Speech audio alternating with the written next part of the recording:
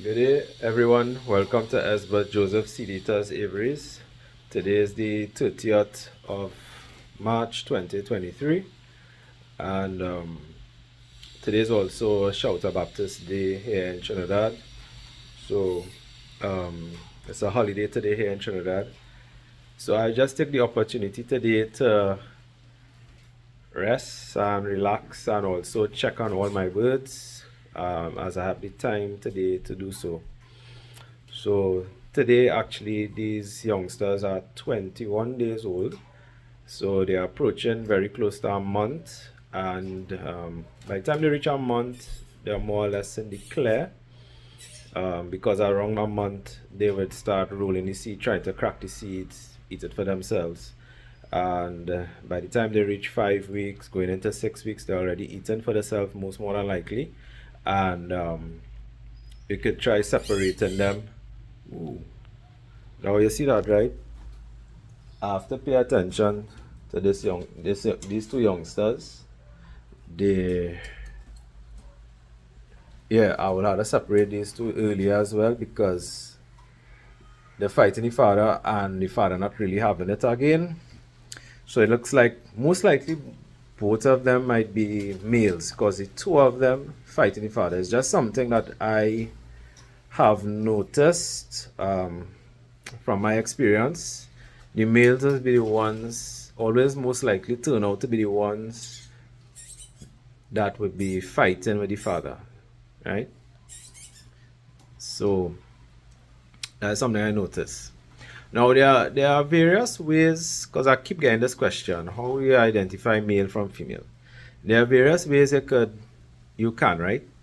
Now one of the things I will tell you all, you see Brazil, Brazil, they're really on top of the game when it comes to birds. They're really on top of the game, and I really I really admire their knowledge, their experience, and their skills in how they deal with birds, and these type of birds as well. In Brazil they call them curio. But in Brazil too, they don't only breed the curio or the chiquichong or bullfinch that we call them. They breed in twatwa. They breed in what we call the local canary. They breed in pico. They breed in robin. In Guyana, just call them fire red. They breed in all the various types of finches, right? The Cuban finch, everything they're breeding over there. And they have a wealth of knowledge and experience over the years. And I try to follow their methods, a lot of their methods, and I try to improve on whatever methods I have been using. I try to improve on it as well. So I'm gonna share something with all you. I'll share something with you all today. So one of the ways you can identify male from female is, and I learned this sometime now, if you look at their beak, right?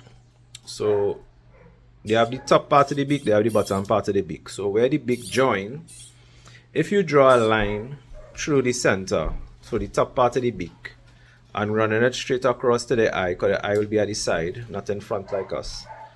When you draw that line, if it passes underneath the eye, most more than likely it will be a male. If it passes almost through to the center of the eye or through the eye, most more than likely it's a female. Now guys, this is something I have tested myself because I don't want to put nothing out there and it's not authentic. And from testing it myself, I have seen that the male, the line runs underneath the eye, and for the females that I was sure is females, it actually pass just through the eye. Sometimes it might cut just at the bottom of the eye or through the center of the eye. There are other methods you could use. Of course, there's DNA testing. You could pull out one of the feathers from the bird, and the end of the tip of the feather. They could test that to see if it's male or female as well. There's a more sure way, almost 100%. Wow. Almost 100% surety will tell you if it's male or female. Another method with brown birds. Males, all male birds have a stamp. Some have a big stamp, some have a small stamp. How do you identify stamp? The stamp is like a white dot. If the bird is, the wing is closed, you'll see like a white dot in the middle of the wing. And if you open the wing out and you look to the top of the wing, you'll see like a white line going across the wing. So that is a stamp. Simple. Some persons say the stamp is on the edge of the wing. That is not really the stamp. The stamp is really in the middle of the wing. Because it have some females that have white on the edge of the wing, but they don't have no stamp in the middle of the wing. So that's a more guaranteed way to ensure that you know is male or female by the stamp, right? So that's another way. Of course, if the bird is singing a lot, then you know is a male as well. But some that have some females that sing. But generally, if the bird have a stamp, for sure is a male. And of course, you could try the beak method and see for yourself. Test it for yourself and see. Look at your birds, your male birds, and see when you draw a line if it passes at the bottom of the eye. And if you have any females, see if it's passing through the eye. I tested it, and all my female and male chicks, I have seen it. Another thing too is the size of the beak from any nest. If it's more narrow or more broad, you know if it's male or if it's female. So that's another method. But I don't trust that method so much, right? That's a kind of hit and miss method.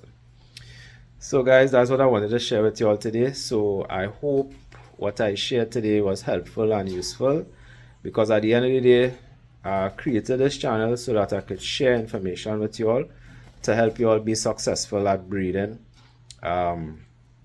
these birds and have healthy birds, right? A healthy bird is a bird that will perform. For those of you who like to run race and competition, if your bird not healthy, it wouldn't perform to the best of its ability.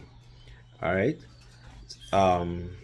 So I'll have more tips coming up soon in terms of preparing your bird and conditioning your birds and whatnot.